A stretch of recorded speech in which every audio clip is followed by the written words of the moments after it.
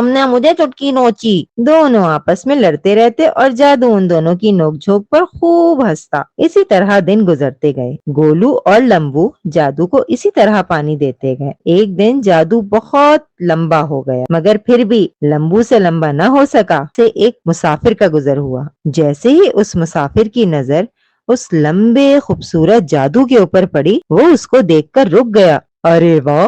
یہ کے پاس آیا اور اس کی خوبصورتی کو دیکھ کر بہت خوش ہوا۔ اس کو اچانک کچھ پانی جمع ہے تو میں اس پہ پانی لا کر ڈالتا ہوں۔ وہ واپس گیا۔ جیسے ہی جادو کے اوپر پانی کی چھینٹیں پڑی، وہ اور کھل گیا اور اسے کہا، کیا تم میرے ساتھ شہر جانا پسند کرو گے؟ تمہارا یہاں کیا کام؟ گولو اور لمبو یہ بات جانتے تھے کہ اگر مسافر نے جادو کو جیسے ہی مسافر جادو کو جڑ سے اکھاڑنے کے لیے ہاتھ آگے بڑھا، اس بات پر جادو بہت ناراض ہوا۔ جب لمبو اور گولو نے